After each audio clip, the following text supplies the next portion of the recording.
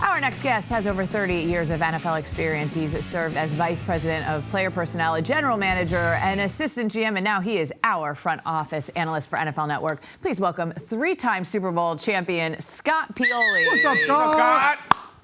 At the annual league meeting everyone. today, Good morning. Scott. Good morning. Well, when I said three-time Super Bowl champ, now like Jason's got a thing going on because we have a two-time Super Bowl champ, and now it's just going to get him out of here. It's going to hurt his feelings. I'm not even sure if you can be on with us, Scott. Look, you want it, you deserve it. At the annual league meeting on Monday, Scott, the owners unanimously banned the hip drop tackle. There's been a lot of talk around the breakfast table here this morning with us about it. Some players have voiced their displeasure over the rule change on social media. What is your take on that decision? Sarah, I'm all for this. I truly believe in player safety, and I think that's what this rule is all about. And, you know, when you look back, rules always have unintended consequences. And when we decided to take the head out of the game, which was very important and we need to do, there was going to be some unintended consequences. First, it was going to be lower leg injuries to players during tackles.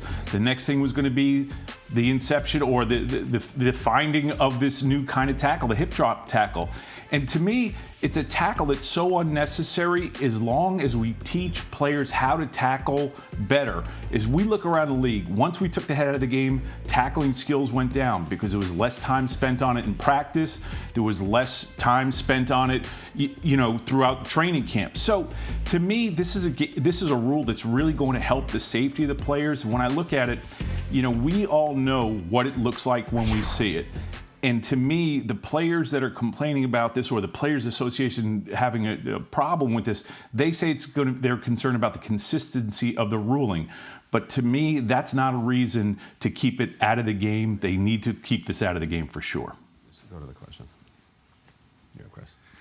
Hey, Scott, as if you don't know this about me, I played lacrosse. That's right. Chris played lacrosse. I'm a scout. Of course I know this, man. But when it comes to all these NFL prospects, do the scouts or executives give them bonus points for if they were a multi-sport athlete or they played something else other than football growing up or in college? Chris, I always thought it was important. To me, it was a bonus for players for a multitude of reasons. Again, one of the things to me that was so important is if you play another sport, you have a different type of athletic intelligence and understanding and ability really to make on-field, in competition, decision-making and problem solving. So to me, you know, I know you're a lacrosse guy. I know another guy who was a pretty good lacrosse player in college, a guy by the name of Jim Brown, who was a two-time All-American, and I got to meet him when I was a graduate assistant at Syracuse. And Jim talked about how important it was for him and how much it helped him in terms of his decision-making on the field. Even though the sports were vastly different, it was training his mind to be able to make in-competition decisions. And, you know, when I look at multi-sport athletes, I was always a big believer in wrestlers.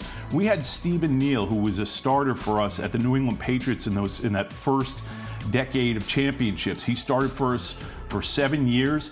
He started for 3 Super Bowls, and he never played college football. He was at Cal Bakersfield.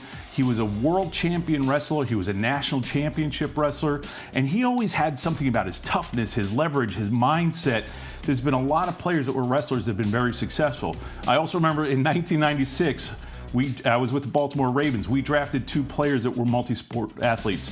Ray Lewis was a 2-time national high school state champion wrestler in Florida, and Jonathan Ogden was both an All-American in football, won the Outland Trophy at UCLA, but was also a national champion shot putter. I believe being a multi-sport athlete does have value.